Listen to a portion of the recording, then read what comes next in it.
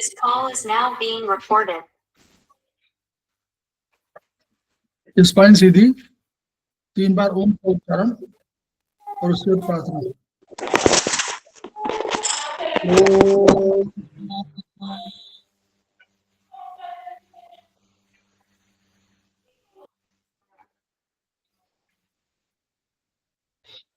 ओम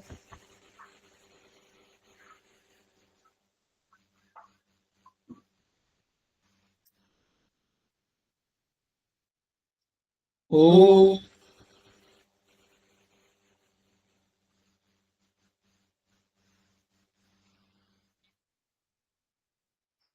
वह शक्ति हमें दो दयानिधि, कर्तव्य मार्ग पर डट जाए।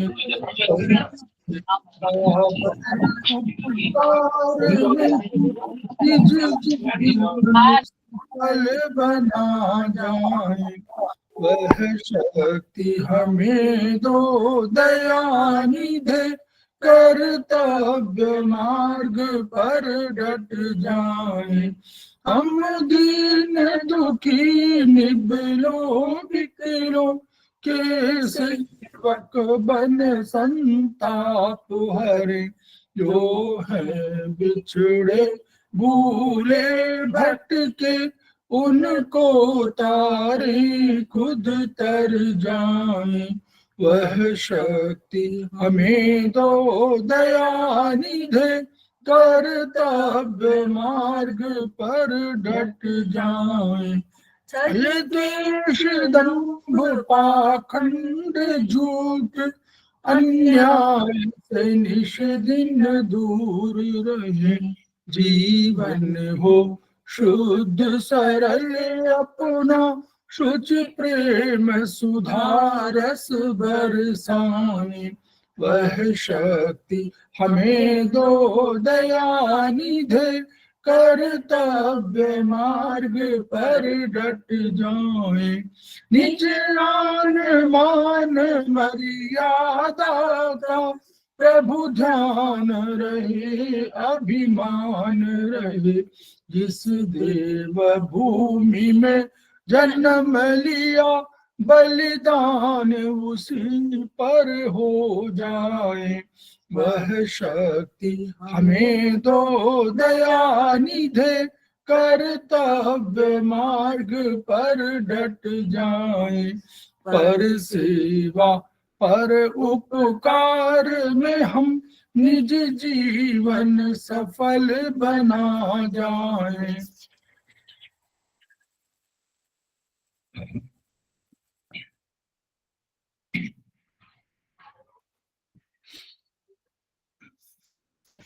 समवायी क्लासेस में आप सभी का स्वागत है। हमारे बीच में श्रीमती वर्षा श्रीवास्तव उपाध्यक्ष समवायी फाउंडेशन उपस्थित हैं, उनका स्वागत है। हमारे बीच में धनंजय सिंह जी उपस्थित हैं, समवायी फाउंडेशन के कोषाध्यक्ष हैं, उनका स्वागत है। हमारे बीच में पूर्वा बाहेती जी उपस्थित हैं, हमारे समवायी फाउंडेशन की प्रमोटर हैं और आज के क्लास की वो फैकल्टी हैं, उनका स्वागत है। हमारे बीच में मुन्नी गुप्ता जी उपस्थित हैं, सीनियर थेरेपिस्ट हैं, उनका स्वागत है। हमारे बीच में मनोज कुमार वर्मा जी उपस्थित हैं, उनका स्वागत है। हमारे बीच में CL शर्मा जी उपस्थित हैं, सीनियर थेरेपिस्ट हैं, उनका स्वागत है। हमारे बीच में कमल कुमार कपिल जी उपस्थित हैं, उनका स्वागत है। हमारे बीच में अरुण कुमार पाठक जी उपस्थित हैं, उनका स्वागत है। हमारे बीच में रीता गांधी जी उपस्थित हैं, उनका स्वागत है। हमारे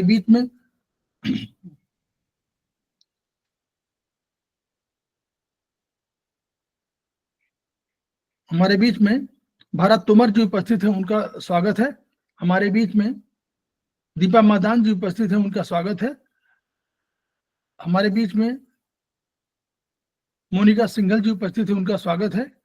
हमारे बीच में संजय सिन्हा जी उपस्थित है, उनका स्वागत है। हमारे बीच में सुदेश मलिक जी उपस्थित हैं, सीनियर थेरेपिस्ट, उनका स्वागत है। हमारे बीच में गरिमा भारद्वाज जी उपस्थित है, उनका स्वागत है। हमारे बीच में उमा मिश्रा जी उपस्थित है, उनका स्वागत है। हमारे बीच में बबली सिंह उपस्थित हैं, वो समवायी फाउंडेशन के प्रमोटर हैं, उनका स्वागत है। इसके अतिरिक्त अन्य जिन्होंने ज्वाइन किया है उन सभी का स्वागत है। यदि कोई नाम रह गया है तो उनका भी स्वागत है। तो तो हम लोग समवाय फाउंडेशन के सदस्य हैं और हम लोग एक्यूप्रेशर शोध प्रशिक्षण एवं उपचार संस्थान प्रयागराज से संबद्ध है। वहां के मनीषी ब्रह्मलीन MP खेमका सर के हम ऋणी हैं, जिनकी वजह से संस्थान को यह दर्जा मिला हुआ है। संस्थान का एक मोटो है, each one reach one, each one treat one, each one teach one. उसी को आपके माध्यम से जन जन जागरण अभियान के तहत पूरे विश्व में फैलाने का हमारा सपना है और हमें विश्वास है कि ये विधा जो अपेक्षाकृत कम खर्चीली है, उसका लाभ केवल आपको ही नहीं मिलेगा बल्कि समस्त पीड़ित मानवता को मिलेगा। इन्हीं विचारों के साथ हम आज की क्लास की शुरुआत कर रहे हैं। हमारे बीच में जी उपस्थित हैं, उनका पुनः स्वागत और उनको हम लोग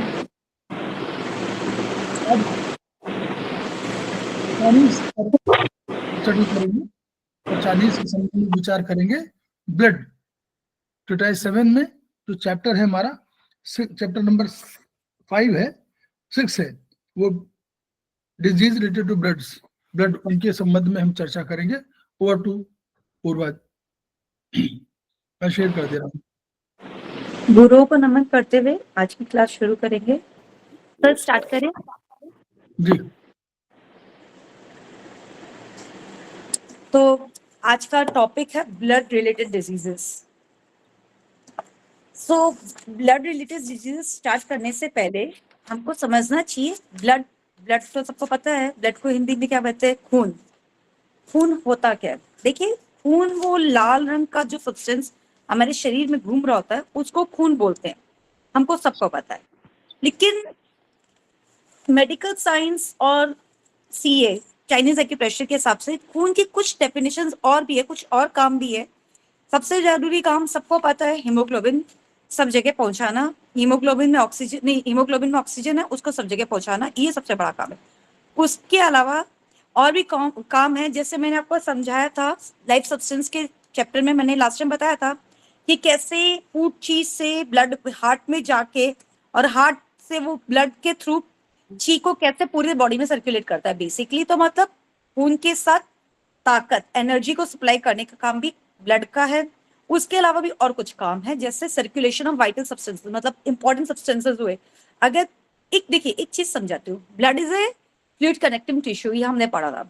एक खून ऐसा माध्यम है जो पूरे शरीर में घूमता है, तो अगर कहीं पे भी कुछ ऊपर नीचे होता है तो खून एक ऐसा माध्यम है जिससे हम कोई भी चीज को सब जगह सबसे इजीली पहुंचा सकते। जैसे रोडवेज होती है, अगर एयरवेज मतलब जो ट्रांसपोर्ट करने के लिए अगर हमारे शरीर में सबसे अच्छा और सबसे इजी साधन है वो खून है, तो इसलिए कोई भी वाइटल सब्सटेंसेस हुए, जो इंपॉर्टेंट सब्सटेंसेस हुए जैसे कैल्शियम, विटामिन वगैरह, वो खून के थ्रू जाता है, इसीलिए फूड के थ्रू ये सब चला जाता है।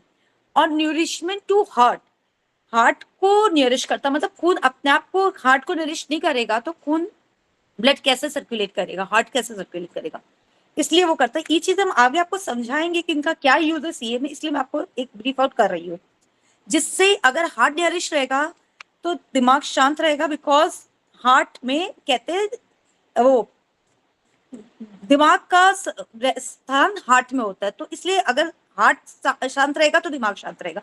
इसलिए हार्ट को न्यूरिशमेंट देना जरूरी है ताकि हार्ट दिमाग को ब्लड दे पाए, ताकि दिमाग शांत रहे, ठीक है। और नरिशेस ब्रेन एंड स्प्लीन, सब ऑर्गन्स को नरिश कर रहे हैं। ब्रेन एंड स्प्लीन को नरिश करने का बेस्ट पार्ट क्या है? स्प्लीन एनर्जी क्रिएट करती है, और स्प्लीन का एक और बहुत इंपॉर्टेंट काम है CA के हिसाब से कि वो मेमोरी को ऐड करती है, मतलब दिमाग, मेमोरी मीन्स याददाश्त को स्ट्रॉन्ग करती है। अगर धीरे धीरे आपकी उम्र से अगर आप समझते रहे याददाश्त कम हो रही, तो कुछ स्प्लीन का भी हाथ है, क्योंकि याददाश्त को स्ट्रॉन्ग करने में स्प्लीन का हाथ है। और भी बहुत सारे काम है, तो हम अब आगे चलते हैं, हम चैप्टर से बात करते हैं, चैप्टर रिलेटेड बात करते हैं नाउ। तो देखिए, हम ब्लड से क्या तकलीफें होती है? 3 तकलीफें, बेसिक 4 तकलीफें majorly: deficiency of blood, stagnation of blood, loss of blood और हीट इन ब्लड। अब देखिए, इसमें एक और चीज समझते हैं, थोड़ा सा हम धीरे धीरे, मैं कोशिश करूंगी आज के दिन में कंप्लीट करने की। डेफिशिएंसी ऑफ ब्लड और लॉस ऑफ ब्लड को 2 अलग बोला गया, although loss of blood leads to deficiency of blood. Always ये देखिए, लॉस कोई चीज का, ब्लड का लॉस होगा तो डेफिशिएंसी क्रिएट होगी, लेकिन लॉस ऑफ ब्लड और डेफिशिएंसी ऑफ ब्लड को 2 अलग टॉपिक इसलिए दिया है कि लॉस कोई चीज हो रहा है तो उसका कोई कारण है, डेफिशिएंसी और लॉस के रीजंस अलग अलग है, इसलिए हमने दो अलग अलग टॉपिक्स में इन बातों को लिया है। Although loss of blood will lead to deficiency of blood, ठीक है। तो अब सबसे हम पहले बात करते हैं, मैंने भी आपको ये समझाया कि ब्लड के ये फंक्शंस, अब हम आपको ये समझाएंगे डेफिशिएंसी ऑफ ब्लड का मतलब क्या हुआ। ये नहीं कि खून कम हो गया, देखिए खून कम होना is definitely deficiency of blood, but खून कम होने के अलावा अगर खून अपने ये फंक्शंस परफॉर्म नहीं कर पा रहा है, that also leads to deficiency of blood. मतलब deficiency of blood is not only quantity कम होना is also deficiency of blood, लेकिन क्वालिटी कम हो जाए, क्वालिटी खराब हो जाए ब्लड की, किसी कारण से क्वालिटी खराब है ब्लड की, या किसी कारण से ब्लड अपने काम नहीं कर पा रहा है, तो उसको भी हम डेफिशिएंसी ऑफ ब्लड में ही कंसिडर करेंगे, वो अलग टॉपिक नहीं होता है। तो देखिए ब्लड के क्वालिटी खराब होने के कुछ कुछ रीजंस हैं जो मैं आपको सब बताती हूँ।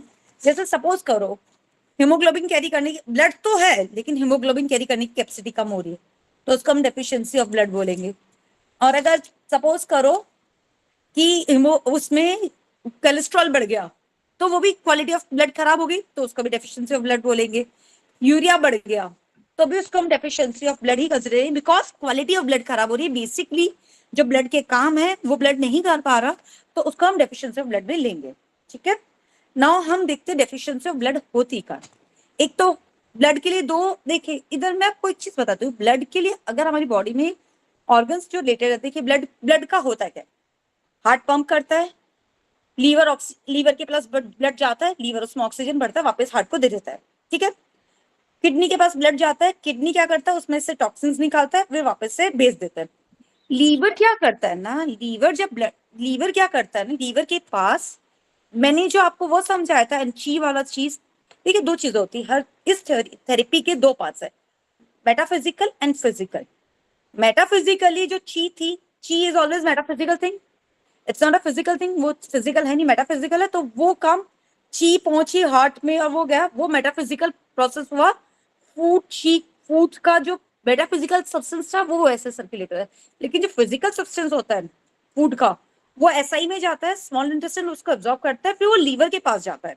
लीवर उसको चेक करता है कि कौन सा चीज ब्लड में मिलाना है कौन सा नहीं, उधर से ब्लड में मिलके आता है, लेकिन फिर ब्लड से मिलके लीवर उसको दोबारा चेक करता है कि इसमें से कुछ चीजें ऊपर नीचे है, तो उसकी केमिकल रिएक्शंस कुछ करने हो तो वो करके उसको दोबारा वेरीफाई करता है, तो ये लीवर का काम है। तो मतलब एक प्रोसेसिंग ब्लड की लीवर में हो रही होती है। और एक और चीज होती है लीवर में, लीवर क्या करता है ना, खून को स्टोर करता है अपने पास, कि सपोज करो मैं भाग रही हूँ, तो भाग रही हूँ तो हार्ट को ज्यादा ब्लड पंप करना है, तो वो ज्यादा ब्लड पंप करना है, तो वो ज्यादा ब्लड हार्ट के पास एक क्वांटिटी है, वो जितना आया उसने पंप कर दिया, एक्स्ट्रा ब्लड जो चाहिए वो कहाँ से जाएगा, फिर वो लीवर उसको हार्ट को भेज देगा कि भैया तुमको ज्यादा चाहिए, ये लो तुम। इसलिए मैं ये बात आपको इसलिए समझाइए, जब डेफिशिएंसी ऑफ ब्लड आती है तो दो ऑर्गन्स को कंसिडर करते हैं, हार्ट को और लीवर को। और एक और जगह भी ब्लड स्टोर होता है, वो स्प्लीन में होता है, लेकिन स्प्लीन वाला जो ब्लड स्टोर है वो ओनली एकदम इमरजेंसी, जैसे कि अचानक कोई एक्सीडेंट हो गया, मतलब आप समझो अपनी एफडी है, एफडी तो हम नॉर्मली नहीं तोड़ते हैं ना, और ये लीवर वाला है जो हमारे घर में हमने पूंजी अलग रख रखी है कि भैया महीने के आखिर में हम यूज करेंगे, तो लीवर वाला ब्लड घर का पैसा वो है जो आखिर में यूज करते हैं, स्प्लीन वाला ब्लड वो है जो फिक्स डिपॉजिट से इमरजेंसी आएगी तब यूज करेंगे। इतना थोड़ा सा मैं ब्रीफ आउट करूंगी, ज्यादा डिटेल में हम नहीं जाएंगे। इसलिए liver is affected by deficiency of blood, ठीक है। अब हम आगे चलते हैं डेफिशिएंसी ऑफ ब्लड में।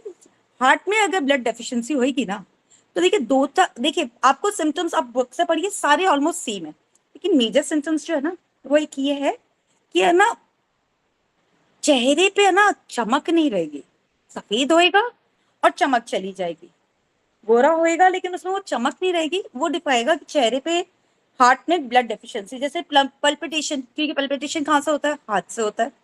इंसोमिया, नींद नहीं आना, देखिए नींद नहीं आना शायद दोनों में होएगा, लेकिन पल्पिटेशन हार्ट से होएगा। पुअर मेमोरी हार्ट से, बिकॉज हार्ट से लिंक्ड है ब्रेन। डेजीनेस मतलब नींद थकान सा फील होना, ये हार्ट से होएगा। पेल गेटिंग सेटल मतलब रिलैक्स, मतलब यही डेजीनेस जैसा कि काम वाम करने का मन नहीं हो रहा है, ये हार्ट से होएगा। पेल लिप्स एंड पेल टंग, देखिए आप डायग्नोसिस, जैसे आप इसके बाद हमारे डायग्नोसिस वाला चैप्टर है उसको पढ़ेंगे ना, उसके बाद हार्ट वाले से रिलेट करोगे ना, आपको बहुत कुछ चीजें दोबारा पढ़ना हार्ट वाले को, तब बहुत अच्छे से रिलेट कर पाओगे हार्ट से उस चैप्टर को और इस हार्ट वाले चैप्टर को भी और अच्छे से समझ पाओगे, ठीक है। पेल लिप्स और पेल टंग्स जो है वो हार्ट में होगी। और एक और चीज होती है, हार्ट में अगर ब्लड नहीं होता तो इंसान बहुत लेट तक नींद नहीं आएगी, लेट से सोएगा फिर लेट से उठेगा, जो आजकल बहुत फैशन है, लेकिन एक्चुअली इट्स अ बीमारी, तो ये नहीं होना चाहिए, ठीक है।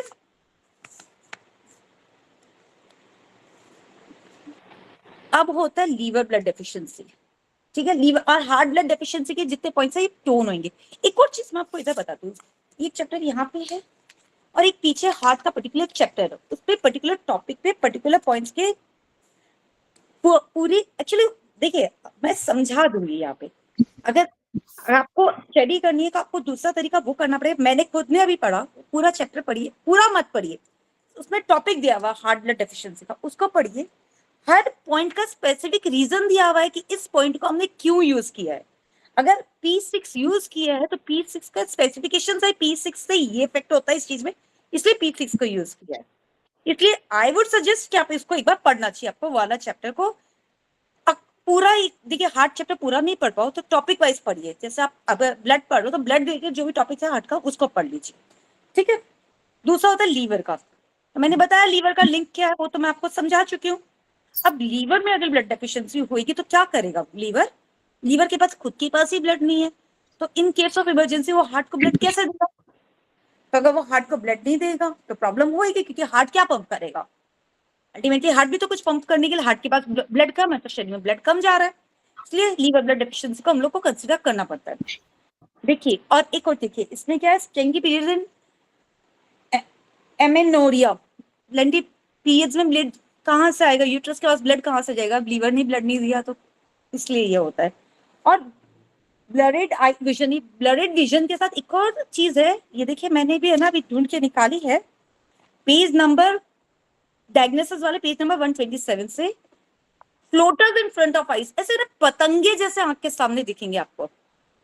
इससे पता चलता है कि भाई क्यों पतंगे दिख रहे, क्यों ब्लड आइज और ब्लड विजन हो रहा है, क्योंकि लीवर कहाँ खुलता है, आइज में, इसलिए ये होता है। तो अगर लीवर में कुछ प्रॉब्लम हो रही तो कहीं ना कहीं आइज इफेक्ट होती है। देखिए ये लिंक सामने दिख रहा है, तो इससे आपको पता चलेगा कि अगर लीवर ब्लड डेफिशिएंसी हो रही है।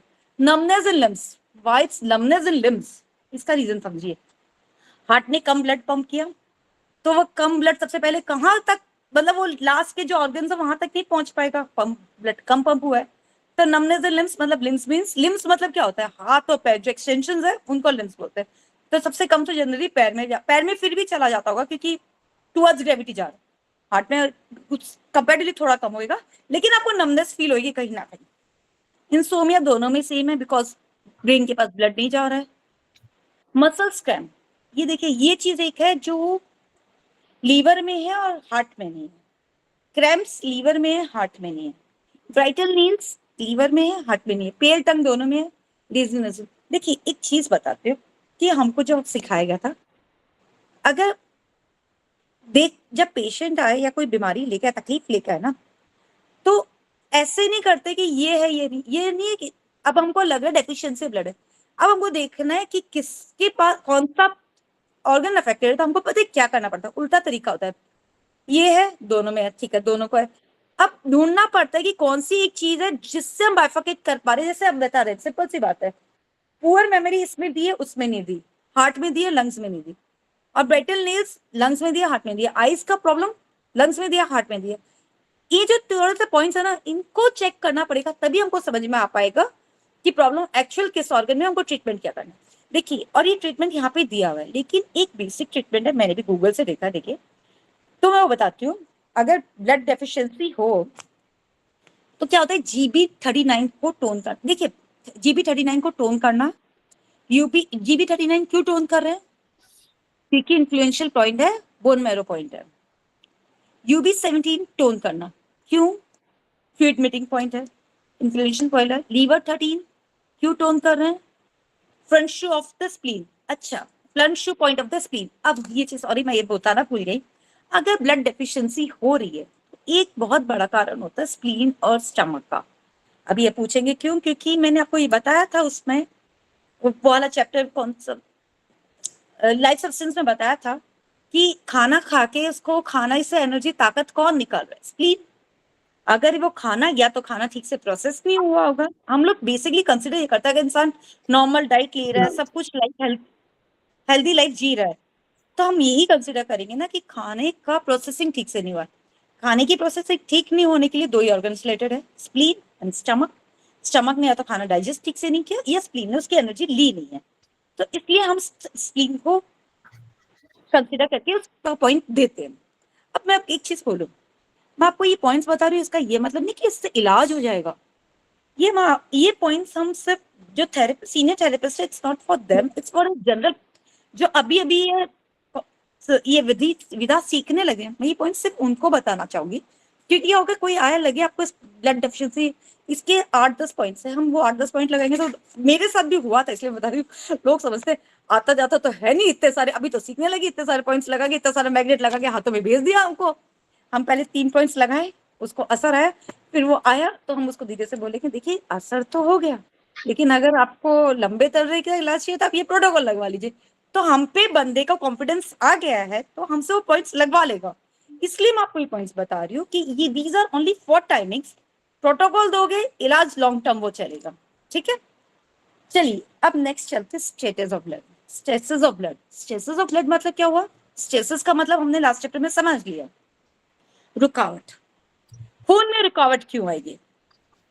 खून में रुकावट आने का सबसे बड़ा कारण यह होता है कि खून है, खून को धक्का देने के लिए ताकत नहीं है, मतलब खून को पुश करने के लिए एनर्जी है नहीं, इसलिए स्टेटस ऑफ ब्लड है एक मेजर रीजन। और भी बहुत सारे रीजन है, कहीं किसी कारण से ब्लॉकेज आ गई हो, कुछ और हो, बहुत से रीजन होते हैं, लेकिन बेसिकली हम लोग रीजन ये समझते हैं कि सब कुछ नॉर्मल चल रहा है तो फिर खून में रुकावट क्यों आई? क्योंकि ताकत नहीं होगी, उसको धक्का ही कोई नहीं दे पा रहा तो वो आगे जा नहीं पा रहा, और वो आगे नहीं जा रहा तो वो रुकावट आ गई, वो रुक गया, और वो रुक गया तो वो स्ट्रेसेस क्रिएट कर रहा है, ठीक है।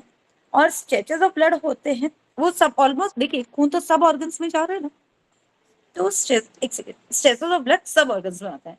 अच्छा एक सेकंड, मैं बहुत फास्ट हो गई हूँ, एक सेकंड पहले तो ये डेफिशिएंसी ऑफ ब्लड में किसी को कुछ पूछना हो तो प्लीज पूछ लीजिए। कुछ पूछना है? आगे चले?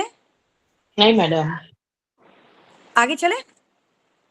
कहीं कुछ नहीं समझ यस में आ मैम। रहा दोबारा पूछ लीजिए, मैं समझा दूंगी, okay.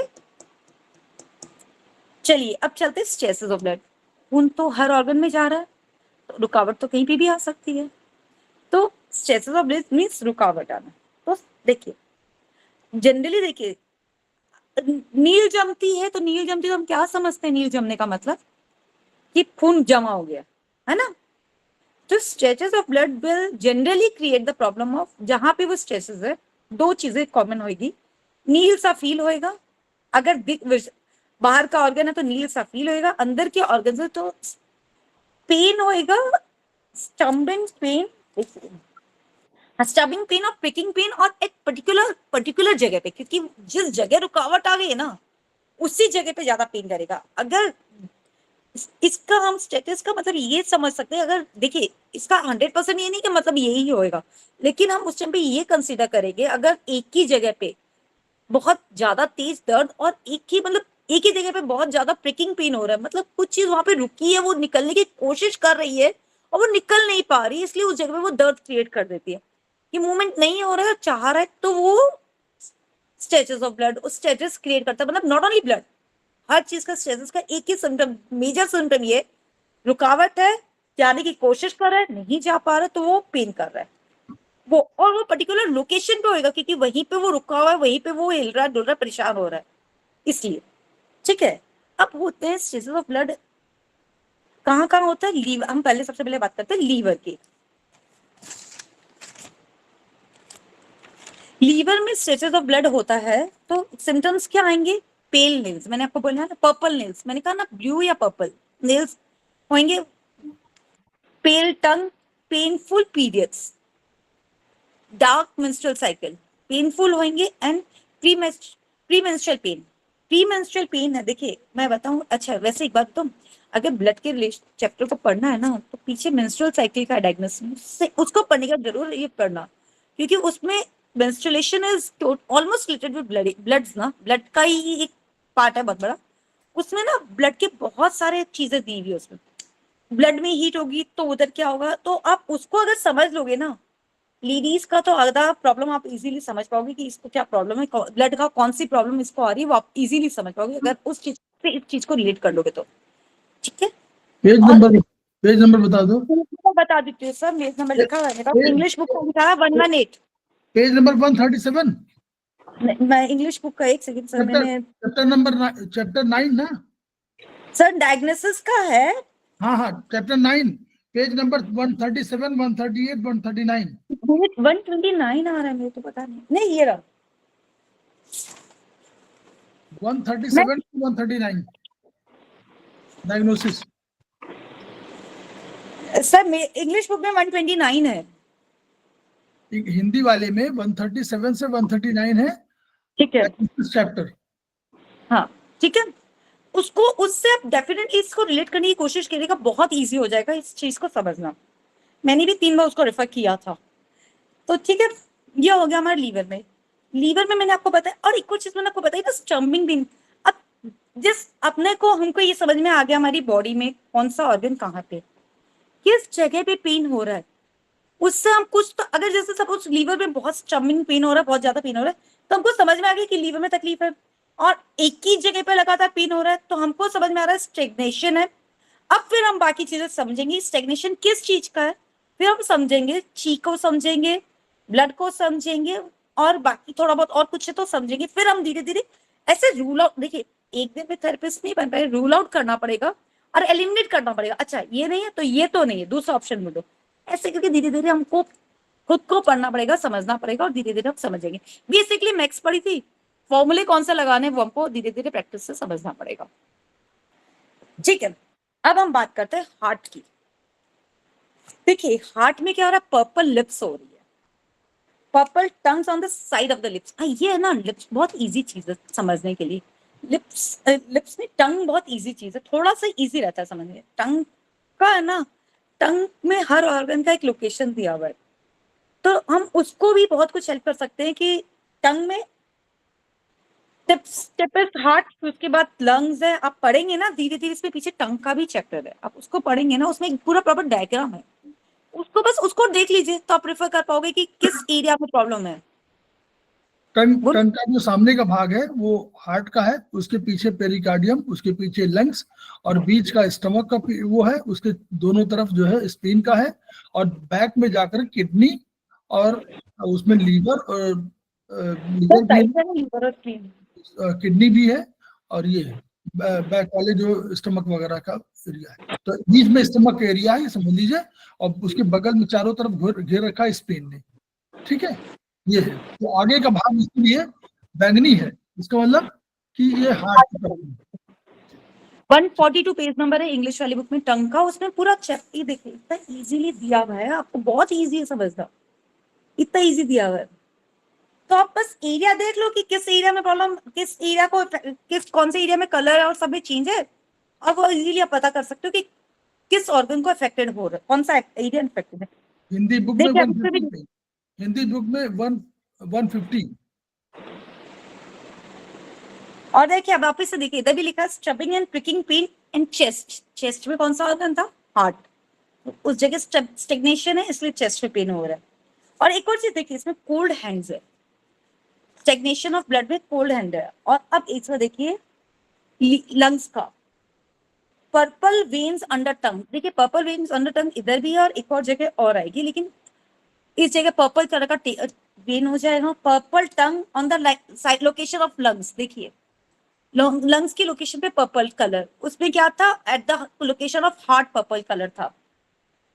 Stiffness and chest, stiffness and chest means chest का जो एरिया वहां पे क्या है, लंग्स है, वहां पे स्टिफनेस फील हो रही है। And coughing with dark blood, ये देखिए कफिंग विद डार्क ब्लड तक का वेट नहीं करना चाहिए, बहुत लेट का सिम्टम है, बहुत लेट आएगा, हाथ नहीं आएगा, लेकिन आपको बाकी भी कुछ थोड़ा सा भी लगे ना, we should start treatment that time only. और एक और चीज बता रही थी, स्टेग्नेशन ऑफ ब्लड के ट्रीटमेंट से साथ में स्टेग्नेशन ऑफ ची का ट्रीटमेंट जरूर देना चाहिए, बिकॉज वो ची है जो ब्लड को धक्का नहीं मार रही है, और उसकी कमी है, इसलिए स्टेग्नेशन ऑफ ब्लड हो रहा है। तो स्टेग्नेशन ऑफ ची साथ में बराबर थोड़ा कुछ देना चाहिए हमको। अब stagnation of blood in stomach, stagnation of blood in stomach का देखिए, पेन आफ्टर ईटिंग, ये देखिए pen after eating is not a symptom of stagnation of blood, ये सिम्टम आया है स्टेग्नेशन, डेफिशिएंसी ऑफ ची इन हार्ट, डेफिशिएंसी ऑफ ची in heart नहीं स्टमक, सॉरी डेफिशिएंसी ऑफ ची इन स्टमक होगा तो पेन आफ्टर ईटिंग होगा, क्योंकि खाना जो पेट में चला गया है उसको डाइजेस्ट करने के बाद पेट में ताकत नहीं है तो वो दर्द क्रिएट कर रही है। और अगर खाना खाने के बाद नींद आ रही है तो डेफिशिएंसी ऑफ ची इन स्प्लीन होता है, क्योंकि खाना जो डाइजेस्ट हो चुका है उसको एब्जॉर्ब करने की स्प्लीन में ताकत नहीं है तो वो जाके सो गया। इसलिए ये दो चीजों को मेरे को ये समझाया गया था, दो चीजों में आप डिफरेंशियल इजी कर लेते। दर्द हो रहा है तो खाना खाने के बाद दर्द हो रहा है तो स्टमक को इफेक्ट करिए क्योंकि खाना स्टमक में गया है, और खाना का नींद आ रही है तो स्प्लीन पे जाइए, वो नींद दिला रहा है क्योंकि स्प्लीन वो है जो नींद दिलाता है। एपिगैस्ट्रिक पेन, देखिए स्टमक वाली साइड में पेन हो रहा है, दैट मींस स्टेग्नेशन ऑफ ची है, स्टेग्नेशन ऑफ ब्लड है वहां पे। वॉमिटिंग विद डार्क ब्लड, मैंने अभी भी बोला कि ये वॉमिटिंग निकलना इन सब तक का वेट नहीं करना चाहिए, तो जैसे जनरल हल्का सा भी फील हो ट्रीटमेंट कर देना चाहिए क्योंकि ये थोड़ा लेट वाला सिम्टम होते हैं। Tongue purple colour in centre because centre is stomach, इसलिए purple colour in stomach, colour change हो जाएगा स्टमक का। टंग बहुत बहुत अच्छा है डायग्नोस करने के लिए, ठीक है। अब देखिए ब्लड स्टमक और लार्ज स्टेन या स्मॉल स्टेन में अगर स्टेग्नेशन होएगा तो वो खून सीधे अपना बाहर निकल जाएगा, स्टूल के साथ को ब्लड फील होएगा आएगा, वो आपको पता चलेगा, कभी कभी नहीं पता चलेगा तो कमजोरी सा फील होएगा और हमको फिर वो ब्लड टेस्ट में पता चलेगा, ठीक है। अब मैं इसके देखिए जो प्रोटोकॉल्स हैं जनरली इन सब का पूरा पीछे दिया हुआ है, मैं आपको वैसे बता भी सकती हूँ स्टेग्नेशन में टोन होगा कि सीडेट होगा, बट मैं आपको इतना सब बताऊंगी इससे बेटर स्टेग्नेशन में सीडेट होता है, इसमें नाम सेडेशन है, स्टेग्नेशन में जनरली सीडेट होता है क्योंकि हम वहां पे देखिए कोई चीज को रुक गई है तो हम वहां पे और धक्का देंगे तो रुकी रहेगी ना, उसको हम फ्लो को थोड़ा रोक के फिर हम उसको वापस से मारेंगे तो वो बढ़ेगी, इसलिए स्टेग्नेशन में हमेशा सीडेट होती है। लेकिन मैं स्टिल आपको अभी भी बोलूंगी इससे रिलेटेड जब आप इसको पढ़ो देखिए थोड़ा टाइम निकाल के पढ़िए लेकिन अच्छे से पढ़िए। स्टेग्नेशन ऑफ ब्लड है तो पर्टिकुलर ऑर्गन का चैप्टर निकालिए, हर पॉइंट का प्रॉपर एक्सप्लेनेशन है कि वो पॉइंट क्यों वहां पे यूज हुआ है, बहुत अच्छे से समझाया है और इस बुक को बहुत दिल से बनाया है। टिटाइस 7 को मैं तो जितनी बार पढ़ती हूँ मुझे कुछ नया इस बुक में हमेशा मिलता है। अब स्टेग्नेशन ऑफ ब्लड के कुछ गूगल से 3 पॉइंट्स निकाले थे, मैं आपको बता देती हूँ कि वही बात है, this is not a solution for that, this is just a starting points for that solution, तो ये प्रोटोकॉल्स ही है। SP10 को देखिए टोन सीडेट गूगल में नहीं लिखा था तो I can tell you also, आप उसको स्टिमुलेट करिए। SP10 जनरली ऐसे टोन ही होता होगा। प्रमोट सर्कुलेशन, सर्कुलेशन को प्रमोट करेगा। ST36 स्टमक 36 तो क्या करता है वो ची की फ्लो को बढ़ाता है और ब्लड और है ना पेन को कम करेगा, और अगर कहीं इन्फ्लेमेशन कहीं सूजन आ गई उसको कम करेगा ST36। और UB17 influential point of blood beating point, तो उसको भी regulate the flow of blood. देखिए उसमें हमने जब डेफिशिएंसी ऑफ ब्लड था तब हमने बोन मैरो पॉइंट लिया था, हमने स्टेग्नेशन में बोन मैरो पॉइंट नहीं लिया क्योंकि उनकी कमी नहीं है, रुकावट आई है। तो अगर रुकावट है ये तो हमको स्टेग्नेशन का पॉइंट नहीं चाहिए, है चल नहीं पा रहा है तो हमको उसको धक्का मारना है या हमको वो रुकावट हटानी है। धक्का मारोगे तो और दर्द होएगा, बेसिकली रुकावट हटाओ तो इजीली फ्लो हो जाएगा। किसी को कुछ पूछना? सर स्पीड बहुत फास्ट है क्या? नहीं ठीक, बढ़िया, वेरी गुड। वो तो मैं इसमें दंग रह था, जो UB17 के तुमने जो बढ़िया गूगल देता है। Yes good. सर आप सर एक सेकंड सॉरी सर, आप बोलते हैं ना तो मैं मेरी दोबारा स्टडी स्टार्ट कर देती हूँ। नहीं बढ़िया, बहुत बढ़िया, वेरी गुड, गुड पॉइंट। लेकिन प्रोटोकॉल जरूर लगाइएगा वापस से पेशेंट आ जाए तो, इसके भरोसे मत रहिएगा, ओके। वो ट्राइड एंड टेस्टेड है संस्थान के वे, वो जरूर बोलिए। कुछ बोलना है किसी को? नहीं मैम ऐसे। Thank you. चलिए अब नेक्स्ट टॉपिक पे आते हैं। स्टेग्नेशन के बाद क्या है अपने पास? Loss of blood. हमने आपको बोला था ना कि देखिए loss of blood it eventually creates deficiency of blood. एक सेकंड होल्ड रखिएगा ना।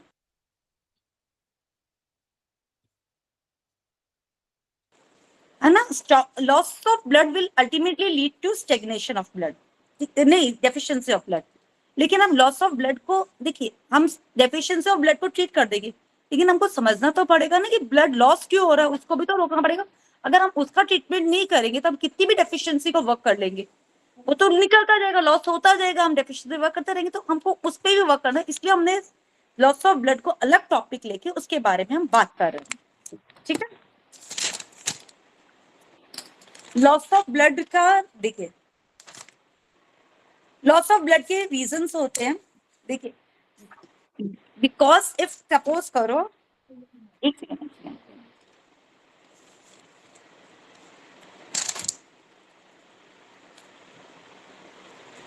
ठीक है। लॉस ऑफ ब्लड के कारण होते हैं कि if she is not able to hold the blood, अगर ब्लड वेसल्स में ब्लड होल्ड करने की ताकत ही नहीं है तो फिर लॉस ऑफ ब्लड तो होएगा ही। इससे पहले शायद हीट इन ब्लड होना चाहिए। Second, due to heat in blood, heat in blood हम बाद में पढ़ेंगे। हीट इन ब्लड हम पहले हीट इन ब्लड पढ़ लेते, because heat in blood will eventually lead to loss of blood also, फिर हम लॉस ऑफ ब्लड करते हैं, ठीक है।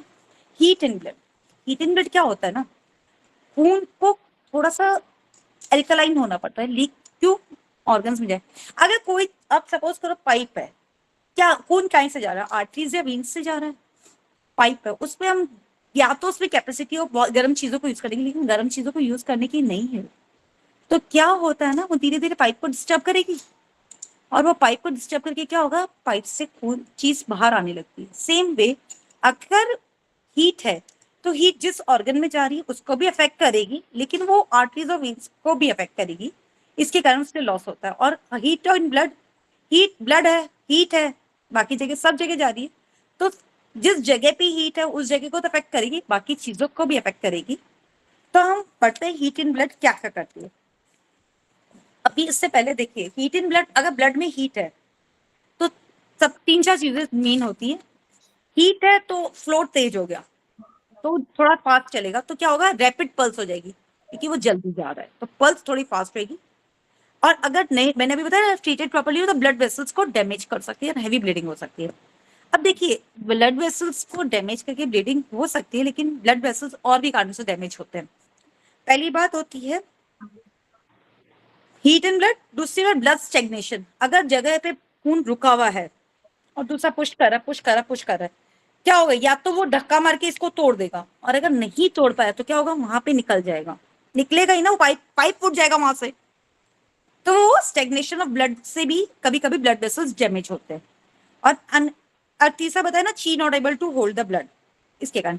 अब इसमें देखो फर्क कैसे समझेंगे, हीट इन ब्लड होगा तो जो खून निकलेगा रेड होगा और डार्क कलर होगा, फ्रेश फील होगा, फ्रेशनेस ब्लड में, कलर वैसा होगा। स्टेग्नेशन है मतलब वो खून वहां पे बहुत दिन से रुका हुआ था, वो निकल रहा है, तो उसका एकदम डार्क कलर होगा ब्लड, और थोड़े क्लॉथ्स होगी, क्योंकि वो ब्लड रुका हुआ था फिर वो निकला है। और अगर ची अनेबल टू होगा तो ची नहीं है, chi is unable to hold the blood, मतलब ताकत की कमी है। अगर ताकत की कमी तो ब्लड का कलर पेल हो जाएगा, रेड नहीं रह पाएगा, क्योंकि ताकत ही नहीं, तो ब्लड रेड कहाँ से होएगा, तो वो पेल होगा, और वो खून थोड़ा फ्लो ज्यादा रहेगा, रुकेगा नहीं, चलता जाए, फ्लो होता जाएगा, क्योंकि कुछ है ही नहीं उसको रोकने के लिए, इसलिए वो प्योर होता है। ये चीजें देखिए अभी इसमें भी आएगी, स्टेग्नेशन ऑफ ब्लड और सब इसी कारण से लॉस ऑफ ब्लड भी हो रहा है, ठीक है। और हम इसलिए मैं पहले हीट इन ब्लड करवाना चाह रही थी, ताकि ये चीजें वापस से उधर भी है। अब हीट इन ब्लड का कॉज क्या होता है, इमोशंस बहुत बड़ा कारण होता है। अगर कोई, मैंने एक क्लास में बोला भी था कि अपने इमोशंस को कोई रोकना नहीं चाहिए, फिजिकल इमोशंस हमको वैसे हमने कोई भी नहीं, मैंने कहा था शायद मुझे याद है, यूरिन और स्टूल को रोकना नहीं चाहिए, नेचुरल अर्ज को नहीं रोकना चाहिए, और इमोशंस को भी नहीं रोकना चाहिए। इमोशंस रुक के क्या करते हैं, हीट क्रिएट करते हैं, मतलब कहते हैं ना, भड़ास निकाल दी, भड़ास निकाल देनी चाहिए, भड़ास अंदर ही बढ़ेगी, भड़ास मीन्स हीट। कहते हैं हमारी लैंग्वेज में, हिंदी में, रोजमर्रा की भाषा में बोलते ना, भड़ास निकाल दे, रो ले भड़ास निकाल दे, चिल्ला ले भड़ास निकाल दे। नहीं निकालोगे तो हीट क्रिएट करेगी, और हीट बहुत प्रॉब्लम क्रिएट करती है अल्टीमेटली। लॉन्ग टर्म तक हीट रहेगी तो लीवर ब्लड चीज स्टेग्नेशन करेगी, और वो लीवर चीज जब स्टेग्नेट होगी ना, वो ब्लड को परेशान करेगी, और ब्लड में हीट जनरेट होती है। डाइट, स्पाइसी फूड खाओगे तो हीट डेवलप होगी, वो तो हीट है, स्टमक ने हीट अब्जॉर्ब करी, वो क्या भेजेगी, ब्लड को भेज देगी, तो वो हीट है। और अगर आप बहुत दिन तक धूप धूप में या गर्म एटमॉस्फेयर में रहोगे तो हीट होगी। ठीक है, ये 3 रीजन होते हैं हीट इन ब्लड के। ठीक है, अब हम समझते हैं हीट इन ब्लड का कहाँ कहाँ पे हीट इन ब्लड होती है, उसका क्या क्या रीजन, क्या क्या तरीका होता है। देखिए, heat in blood in liver होती है।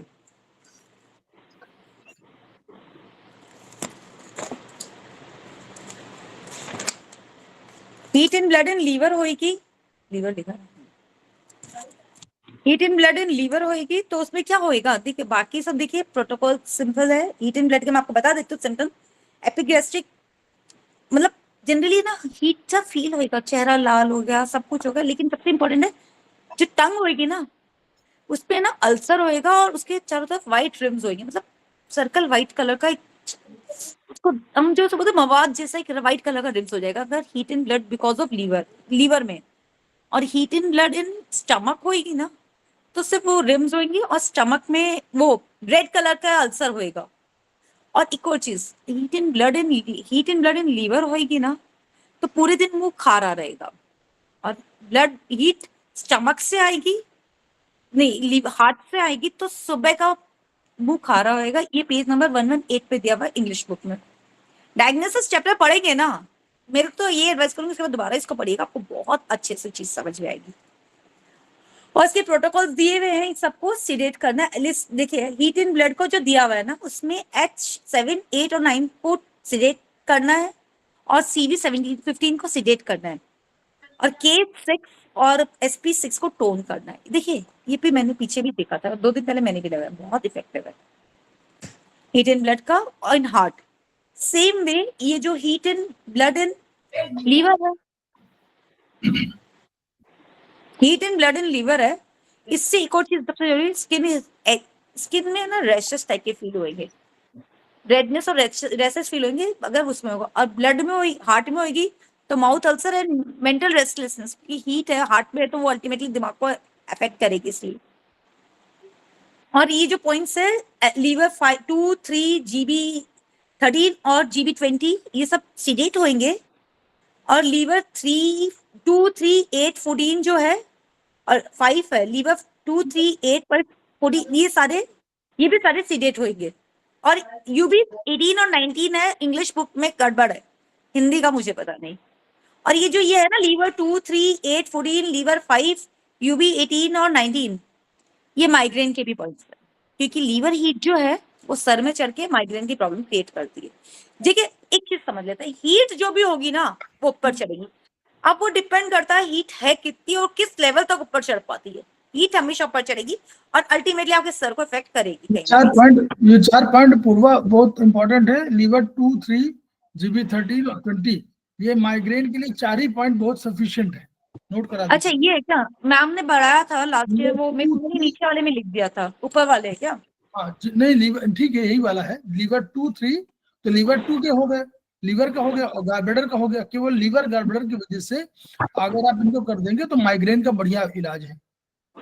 हाँ मैम ने पढ़ाया था, लिखा वैसे क्या, ऑल सीडेशन, हाँ ऑल सीडेट है। और देखिए यूट्रस में होएगी ना तो मेंस्ट्रुअल प्रॉब्लम आएगी, मेंस्ट्रुअल ब्लीडिंग होएगी। देखिए excess menstrual bleeding, uterus is related to menstrual problems, तो अगर यूट्रस में कुछ भी होएगा ना वो आपको मेंस्ट्रुअल प्रॉब्लम्स में दिखेगा हमेशा, तो उसमें भी है देखिए। और यूट्रस में ब्लीडिंग, यूट्रस तो ऑर्गन एज सच कुछ ब्लड से रिलेटेड कुछ ऑर्गन है नहीं, लेकिन यूट्रस में जो होता है ना वो जनरली लीवर के कारण सारा जाता है, हार्ट से इफेक्ट नहीं होता। यूट्रस क्या बात में लीवर है ना, तो यूट्रस में प्रॉब्लम्स लीवर के थ्रू आती है जनरली। तो liver 2, 3, GB20, 13, 20 and P6 and SP4 इन सबको सीडेट करना है।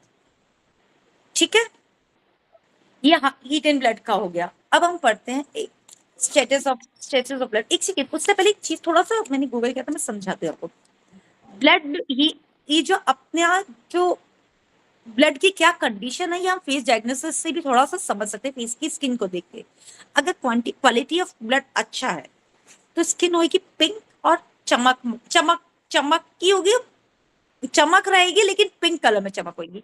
लेकिन अगर सपोज करो क्वांटिटी कम है खून कम है, जितना चाहिए उससे कम है, इनएडिक्वेट है, तो क्या होगा, चेहरा ना पेल होगा, सफेद पेल होगा, मतलब पिंक नहीं होगा, पेल, डल सा, डल नहीं होगा, व्हाइट टाइप का होगा, लेकिन शाइनिंग व्हाइट होगा, शाइनिंग व्हाइट होगा, जैसे बोलते ना जान नहीं लग रही है चेहरे पे, वैसा होगा। चेहरे जो होगी फिक्का लगता है मैडम, फिक्का। हाँ फीका, फीका एग्जैक्टली। कुछ कुछ वर्ड नहीं आ पाते हैं।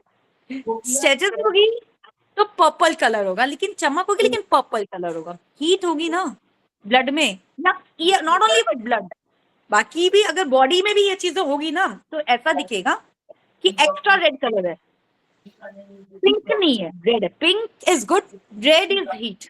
ये 4 कलर्स हैं, इनसे आप बॉडी में कहीं पे भी हीट है क्या है वो आप डायग्नोस कर सकते हैं इजीली।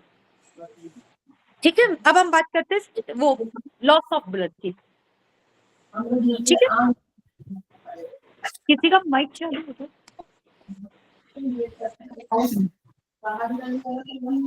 लॉस ऑफ ब्लड, हमने अभी देखा लॉस ऑफ ब्लड की reasons. First due to she not able to control the blood, और हमने समझ लिया कि किस कारण से हो रहा है, और हम कैसे उसको समझ सकते हैं कि क्या ची की डेफिशिएंसी से ब्लड का कलर जो होगा लॉस हो रहा है। तो देखिए, जनरली लॉस ऑफ ब्लड नहीं दिखता है, लेकिन कभी कभी क्या होता है ना, स्किन पे वो मार्क्स छोड़ देता है। अगर वो मार्क हमको दिख रहे तो उससे हम थोड़ा बहुत समझ सकते हैं कि लॉस किस कारण से हो रहा है। सेकेंडली, ड्यू टू हीट, मैंने बताया हीट के कारण ब्लड वेसल्स, सर ये बुक में ही है, बुक से ही पढ़ रही हूँ।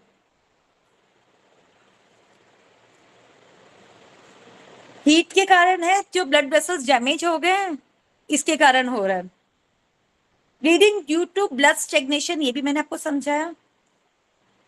Bleeding due to yang deficiency in any organ, मतलब यंग की डेफिशिएंसी, मतलब ठंडक कम हो गई, ठंड या यंग डेफिशिएंसी मींस ठंड कम हो गई किसी कारण से, इसके कारण से अगर हमको वो होएगा तो हम इसका क्वांटिटी, इसमें ब्लीडिंग की क्वांटिटी थोड़ी कम होगी। ठीक है, जिन मीन्स ठंडक कम हो गई, मतलब देखिए ठंडक कम होनी मतलब गर्म होना, मतलब गर्म, लेकिन गर्म होना और ठंड कम होने के कारण गर्म होने में फर्क होता है।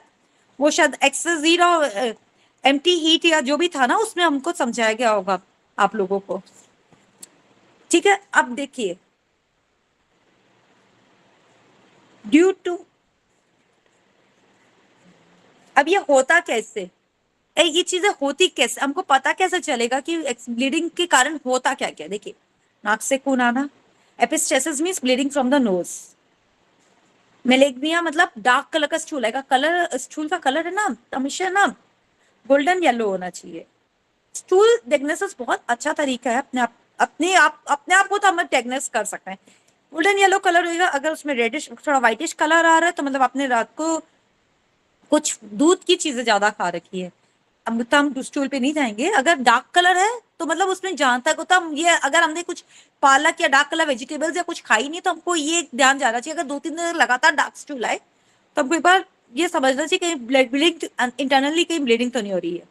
या तो देखिए ब्लड के साथ में रेड कलर आए तो हमको ये समझना चाहिए जो एक्सक्रीट ऑर्गन्स है ना, जिससे लार्ज इंटेस्टाइन या एनस, उस साइड से ब्लीडिंग हो रही है। और अगर डार्क कलर है मतलब ब्लीडिंग बॉडी में अंदर कहीं हुई थी, जो अब ये डार्क कलर आ रहा है। ठीक है, हेमोफिसाइसिस सर इसमें हम, उसमें तो लिखा हुआ था कि उसके कफ के साथ खून आना, और haematemesis means vomiting in blood की वॉमिटिंग होना। Menorrhagia means heavy bleeding. Metrorrhagia means bleeding with period cycle के बीच में ब्लीडिंग होना। Haematuria means blood in urine.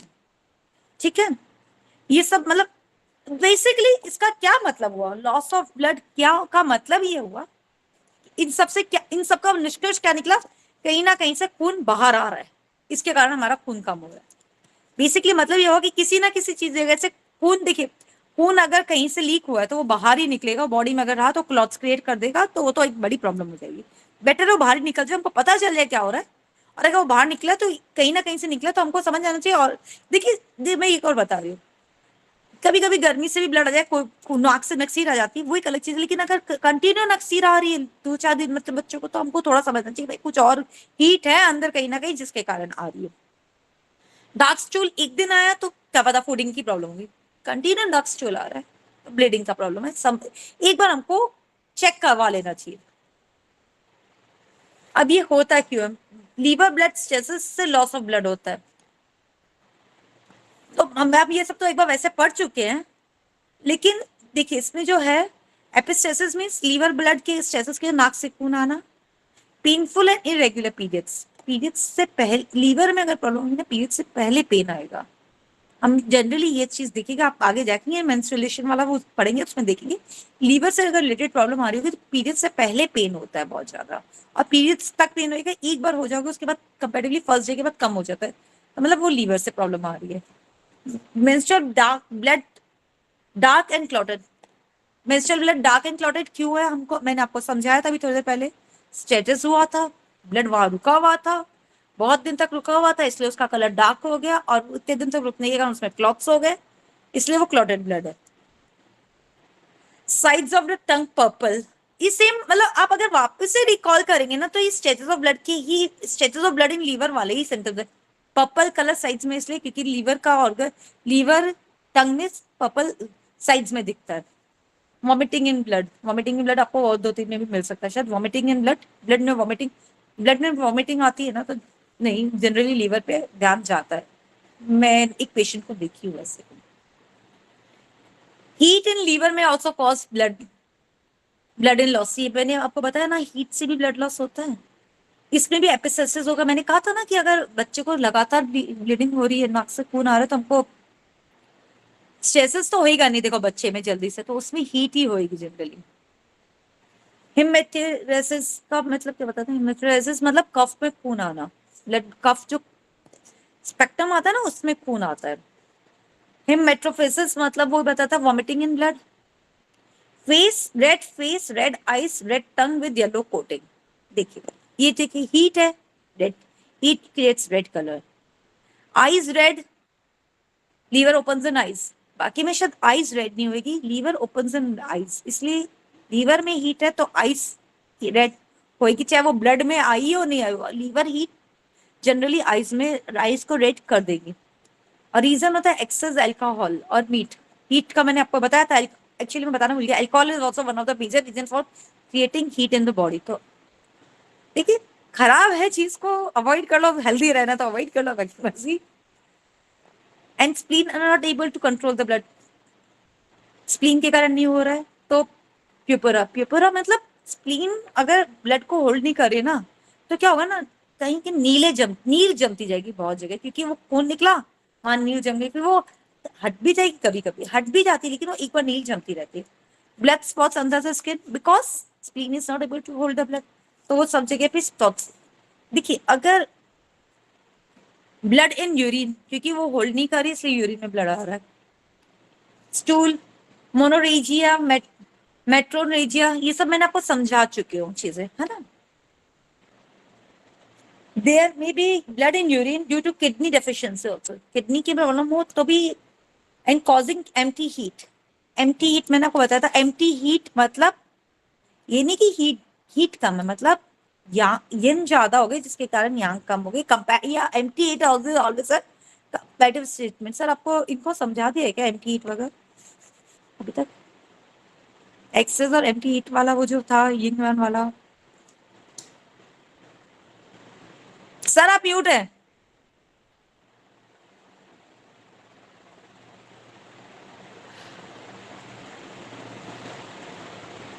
ठीक है, हम नेक्स्ट क्लास में समझा, अगर नहीं समझाया तो सर नेक्स्ट क्लास में आपको बता देंगे, ठीक है, क्योंकि मैं अभी इस क्लास में अगर वो पढ़ाएंगे तो ये छूट जाएगा, ठीक है। Due to stomach heat there is a bleeding in gums, stomach में अगर हीट होगी ना गम्स में ब्लीडिंग आएगी। और मैंने को बताया ना स्टमक में अगर हीट या कुछ होगा ना तो सुबह है ना खट्टापन, फेस खट्टा, अच्छा मतलब फेस का टेस्ट सही नहीं रहेगा, स्मेल सही नहीं रहेगी, और खारा खट्टा खट्टा, या फेस टंग का टेस्ट, मुंह का टेस्ट सही नहीं रहेगा अगर सुबह, और दिन भर होएगा क्योंकि लीवर तो दिन भर बाइल बना रहा है, तो अगर दिन भर रहे तो हमको लीवर पे ध्यान जाना चाहिए, ठीक है। Due to stomach blood stagnation, stomach में ब्लड स्टेग्नेशन हो गया, ब्लड स्टेग्नेशन कहीं भी होगा अगर वो ज्यादा दिन तक रहेगा, तो मैंने इसलिए बोला सिम्टम्स दिख के ट्रीटमेंट कर दो, आप ज्यादा से ज्यादा तो ब्लड वेसल्स को हार्म कर दिया, इसलिए ब्लड लॉस हो रहा है। Stagnation heat ultimately leads to blood, अगर हम बहुत दिन तक नहीं ट्रीट किए गए तो it will lead to loss, damage of blood vessels, and damage of blood vessels will ultimately lead to loss of blood. Vomiting of dark blood, why vomiting of dark blood in stomach, एक ही चीज देखिए, why there is a vomiting of dark blood in stomach blood, because stomach में खून बहुत दिन तक जमा था, डार्क कलर हो गया और बाहर निकला। देखिए डार्क कलर का अगर ब्लड निकले ना कभी, तो हमको समझना चाहिए कहीं स्टेग्नेशन का प्रॉब्लम है। और एकदम रेड कलर हो, मैंने अभी बताया कलर डार्क है, पर्पल है, तो मतलब स्टेग्नेशन है। कलर रेड है, एकदम हॉट रेड है, मतलब हीट है। Dark heat, dark colour heat होता है और वो स्टेग्नेशन होता है, ठीक है। Humid heat in large intestine will also lead to loss of blood. Humid heat infection होता है, humidity plus heat will create infection, it's always refer to as infection. कहीं भी ह्यूमिड हीट मतलब पानी पड़ा था उसको गर्म, उसको बारिश में मच्छर क्यों होते हैं, पानी जमा हो जाता है, अचानक से धूप आती है तो मच्छर क्रिएट होते हैं, that's what's happening in our body also. आप देखा करो बारिश होती रहेगी कभी मच्छर नहीं होंगे, जिस दिन धूप आ जाएगी मच्छर पैदा हो जाएंगे, क्योंकि ह्यूमिडिटी एंड हीट मिल गई है तो मच्छर पैदा करेगी, वो कुछ ना कुछ क्रिएट करेगी, ये एक चीज होती है। एक चीज और समझाने मुझे, अच्छा एक और चीज जो बतानी थी, मैंने भी बुक से ही पढ़ा था, लीवर ब्लड डेफिशिएंसी या कोई भी ब्लड डेफिशिएंसी हो, ब्लड को अगर हमको मेंटेन करके रखना है ना, तो कुछ चीजों को हमको, जो हमको ये liver blood deficiency, liver heat, not for stagnation, I am not saying liver blood heat और ब्लड डेफिशिएंसी के लिए हम पॉइंट्स लगाएंगे, उसके बाद कुछ एडवाइस भी देनी चाहिए हमको लाइफस्टाइल के बारे में पेशेंट्स को। उसमें ये रेस्ट एंड रिलैक्स, हफ्ते में एक दिन रिलैक्स होना, माइंड को रिलैक्स करके रेस्ट करना जरूरी है, बिकॉज जो ऑर्गन्स है उनको एनर्जी चाहिए वापस से, सबको अगले हफ्ते की एनर्जी, हमको खुद को, हमको लगता है कि वीकेंड्स आया, संडे आया तो कर लो, वीकेंड संडे इसलिए नहीं होता है कि हम अपना बाकी काम सटाए या ये करें, संडे इसलिए होता है कि हम अपनी शरीर को अगले 7 दिन के लिए, 6 दिन काम करने के लिए ताकत दें, उसके लिए हमारे शरीर को रिलैक्स होना है, रेस्ट लेना है। तो प्लीज अगर जिसका ओवर एक्टिव वर्क हो उनको प्लीज संडेज को या वीक में एक दिन रेस्ट करना चाहिए, अगर इस शरीर जैसी मैकेनिज्म मशीन को ज्यादा दिन तक हेल्दी चलाना हो तो। ऐसे ही नहीं वीकेंड्स में हॉलीडेज दिए गए हैं कि पिक्चर चले जाओ, शॉपिंग करवा दो, अरे कुछ नहीं पड़ा उन सब में, बॉडी को चलाओ जिंदगी ज्यादा दिन तक हेल्दी वे में। न्यूट्रिशंस लेने चाहिए को, और हमेशा कुक्ड फूड, ये आपको शायद लास्ट चैप्टर में बताया होगा ची वाले में कि स्प्लीन को रॉ फूड नहीं पसंद है, तो कुक्ड फूड खाइए, अगर आपको लग रहा है तो कुक फूड ज्यादा खाइए, वो डाइजेस्ट जल्दी होता है, एनर्जी जल्दी देता है। डाइटिंग वाइटिंग करिए वो ठीक बात है, लेकिन ज्यादा कच्चा फूड खाओगे तो स्प्लीन नाराज हो जाएगा, तो ची नहीं देगा, तब काम कैसे करोगे, डाइटिंग करने से वीकनेस आ जाएगी। इसलिए डाइटिंग, एक रॉ फूड खाना जरूरी, लेकिन कुक फूड भी उतना ही जरूरी है। और थोड़ी बहुत एक्सरसाइज करनी चाहिए और अपने आप को हाइड्रेट रखना चाहिए, क्योंकि अल्टीमेटली ब्लड इज फ्लूइड, अगर आप पानी नहीं पियोगे तो खून तो अल्टीमेटली हीट और ये सब खून को खत्म कर देगी। पानी पियोगे, हीट का भी सोल्यूशन पानी है, स्टेग्नेशन का भी थोड़ा बहुत सोल्यूशन पानी है, डेफिशिएंसी का सोल्यूशन भी पानी है, तो पानी पीजिए, बहुत ज्यादा नहीं कि दिन में पानी पीते रहे। सर जो बताते हैं 3 litres including every fluid whatever you are drinking, उतना पीना चाहिए। और थोड़ी बहुत एक्सरसाइज उतनी करनी चाहिए जो शरीर को बर्दाश्त हो। शरीर शायद कुश्ती नहीं लड़नी है, एक्सरसाइज करनी है। हमेशा हर चीज मॉडरेट से शुरू करिए, हर चीज थोड़े से स्टार्ट करिए, धीरे धीरे बढ़ाइए और उतना तक ही जाइए जब तक शरीर को बर्दाश्त हो रहा है, नहीं तो रोक दीजिए। सर किसी को कुछ पूछना? और supplements if and when required, supplements लेने में कोई खराबी नहीं है, एक एज के बाद सप्लीमेंट्स लेने पड़ते हैं। कुछ पूछना?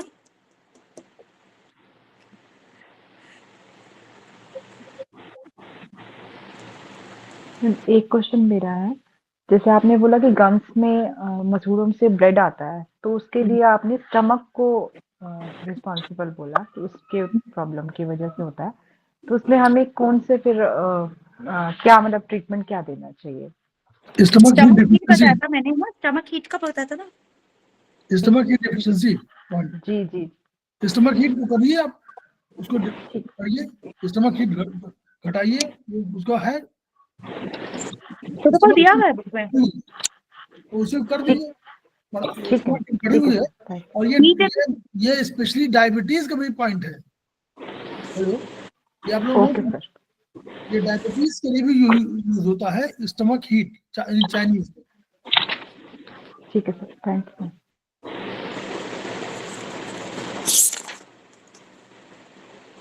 ये पूरा मैडम जो है आपका जो चैप्टर था और किसी खुला हुआ है चैप्टर के साथ साथ आपका दूसरे डायग्नोसिस वाला है उस पार्ट को भी टच किया, सो दैट कि आपको ये प्रेरणा मिले कि डायग्नोसिस वाला जो चैप्टर है 9 नंबर, उसको भी आपको पढ़ना चाहिए। उसमें बहुत से इसके क्लैरिफिकेशन इसी के दिए हुए हैं, उनको उन्होंने मिक्स कर दिया कि ताकि आपको ये अधिक समझ में आए।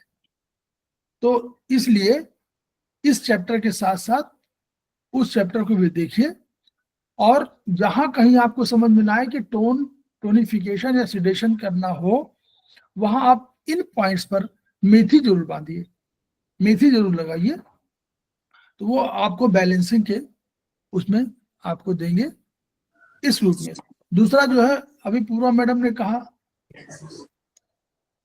पूर्वा मैडम ने ये कहा कि स्पेशली जो है वो स्टमक वो एम्प्टी हीट और एम्प्टी कोल्ड की बात कही हुई है ना।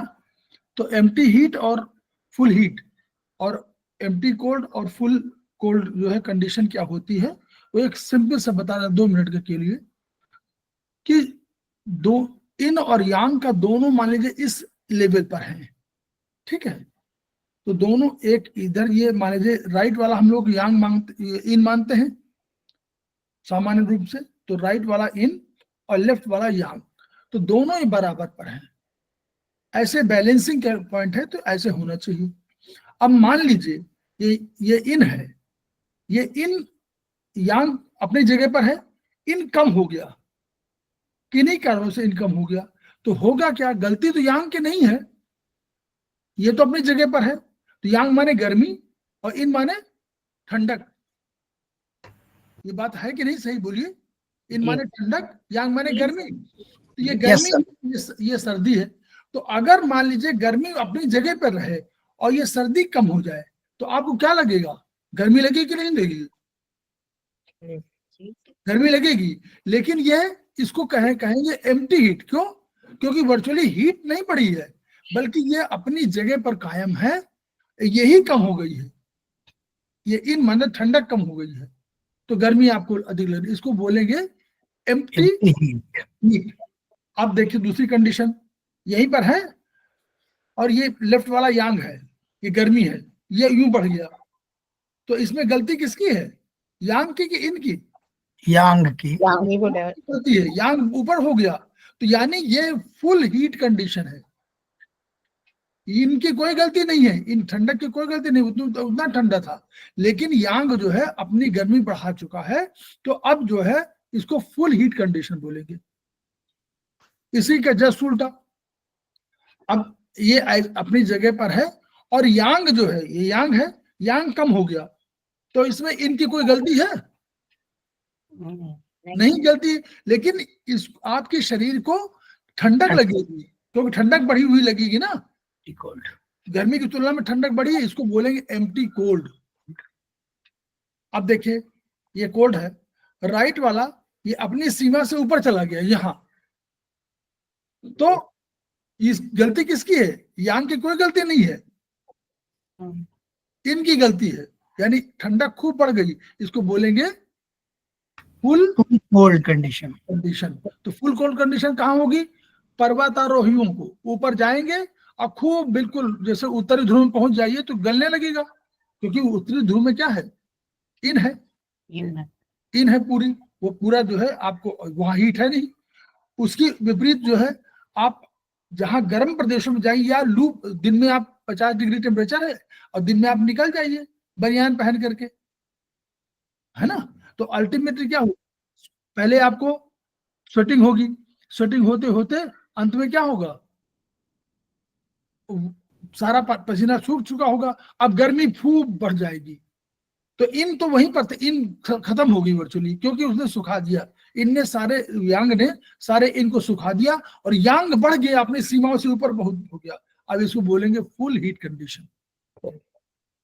तो किडनी वगैरह में जो प्रॉब्लम होती है, जहां इनकी प्रॉब्लम होती है, डिफिशियंसी होती है, वहीं पर आपको सर्दी वर्दी गर्मी लगती है। तो ये जो तीसरे पहर हमेशा है, तीसरे पहर गर्मी लगती है, जो ये आपको एम्प्टी हीट कंडीशन में होती है।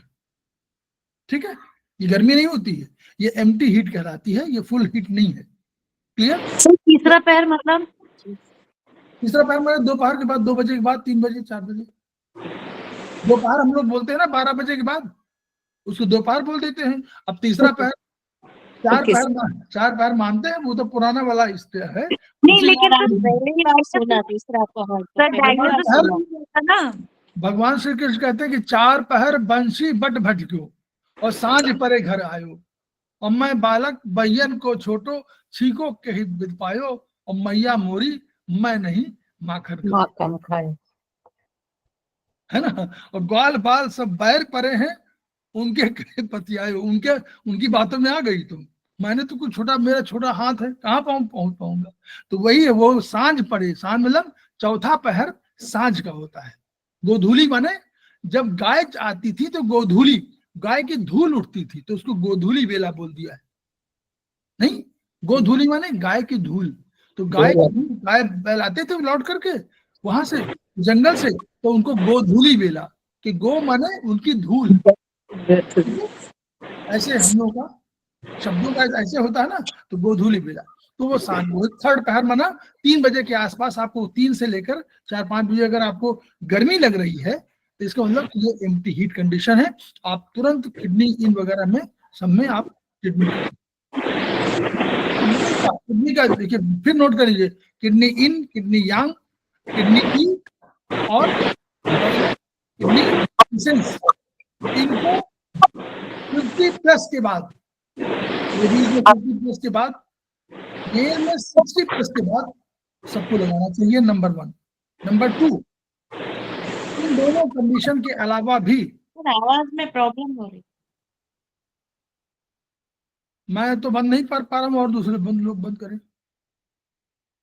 तो दूसरा, जब भी कभी इस तरह की प्रॉब्लम होगी कि मतलब 50 प्लस और 60 प्लस, उधर बोल दिए 50 लेडीज में 60 मेल में, तुरंत आप कंसेप्शन वेसल मेरिडियन को पॉइंट को लगाइए। ट्रेटाइस 6 में आपको मिलेगा, मेल में LU7 लेफ्ट में टोन और K6 राइट में सिडेट, लेडीज में जस्ट उल्टा। ठीक है, राइट में LU7 राइट, लेडीज के लिए LU7 राइट में टोन और K6 लेफ्ट में सिडेट, और लेडीज के लिए CV1 बहुत इंपॉर्टेंट है, तो CV1, और मेल के लिए ST30। वो दोनों तरफ मेथी लगाइए।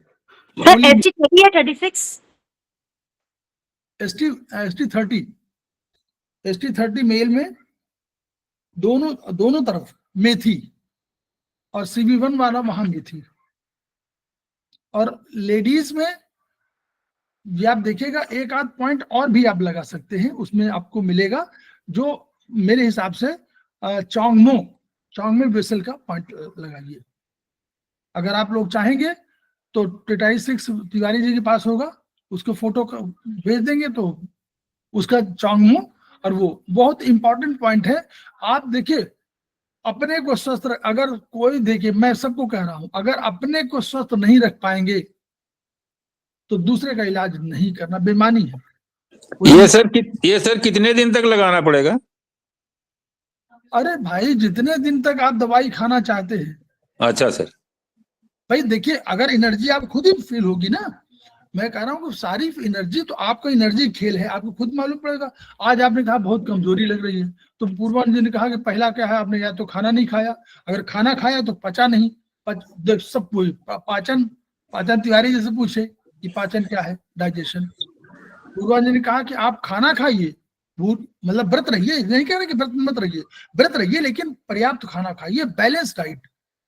और उसके बाद उसका देखिए कि पाचन आपको तब भी कमजोरी लग रही है तो काम स्प्लीन, और भी कमजोरी लग रही तो लंग्स, और भी कमजोरी लग रही तो कहीं ब्लड, सारे फैक्टर्स उससे जुड़े हुए हैं। अब आप चाइनीज में आ गए, चाइनीज को आप बिल्कुल मत डालिए, पांचों जो 5 सर्किल ना, उस सर्किल में घुमा डालिए कि किसकी वजह से होगा, अगर ये कमजोरी लग रही तो ये है, ये हो रहा तो ये है।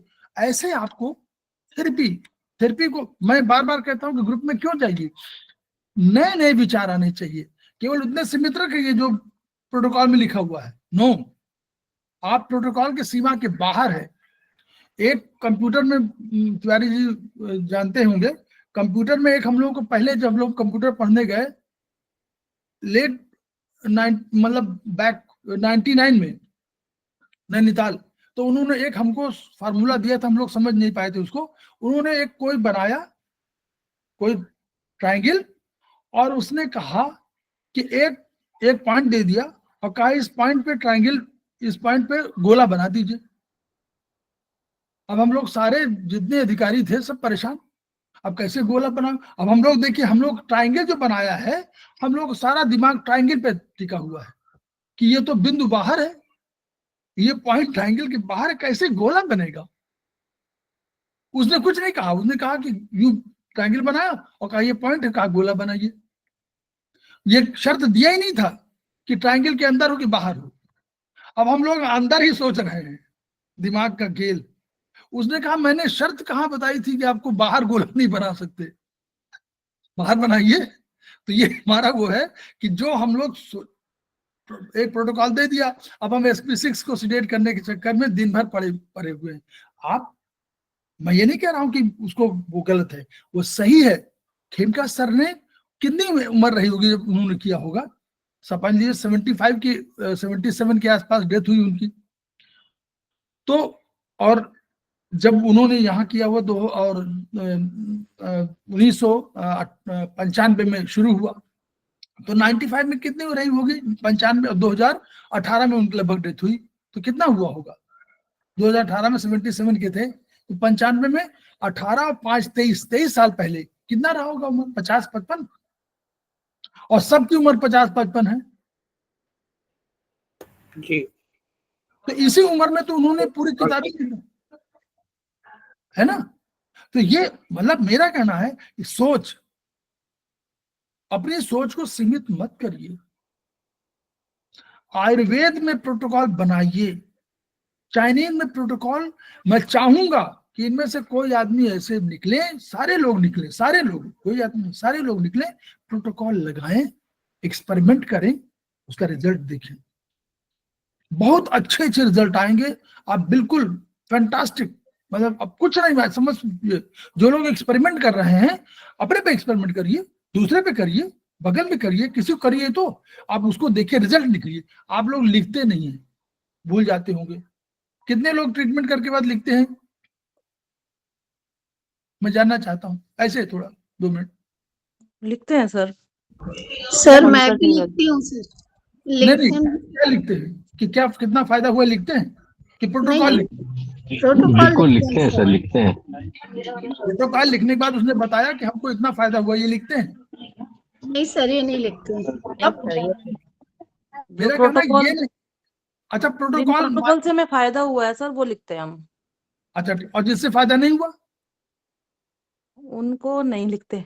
क्यों, मोनिका वो मैडम मतलब क्यों? हैं अलग है, वो टेस्टेड प्रोटोकॉल अलग लिखते हैं। नहीं, जिनमें आप असफल हैं हाँ जी। उनको जरूर लिखिए प्लीज, मैं दूसरी बात कर रहा हूँ, जी सर। हमको बताया गया है जिनमें आपकी असफलता छिपी है उससे में ही आपकी सफलता तय है।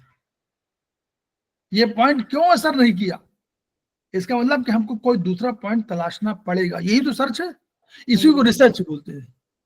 जितनी बार सर्च करेंगे वही रिसर्च हो जाएगी। बोलिए तिवारी जी, रिसर्च माने क्या है? जितनी बार सर्च करेंगे उतनी बार, पूर्व कहते हैं कि जब हम चैप्टर पढ़ते हैं, जितनी बार पढ़ते हैं उतना एक नया शब्द आता है, जितनी बार किताबें पढ़िएगा एक नया पॉइंट निकलेगा, यही रिसर्च है। और क्या रिसर्च है, बोलिए। तो हम लोग जो है इस वीडियो को शेयर करें, पूर्वा मैडम को धन्यवाद करें। और हम लोग किनको सपनों को पूरा करना है? हमको खेमका सर के सपनों को पूरा करना है और खेमका सर जैसा बनना है, उनके सिद्धांतों का पालन करना है, उनकी ऊर्जा को अपने में समाहित करना है। पराभौतिक ऊर्जा है उसको अपने अंदर समेटना है और तब उनके सपनों को पूरा करना है। Each one reach one, each one treat one, each one teach one. इन्हीं शब्द में 2 मिनट का विराम। फिर तिवारी जी का थैंक यू मैम। सर मैं लीव करूं? नमस्ते सर।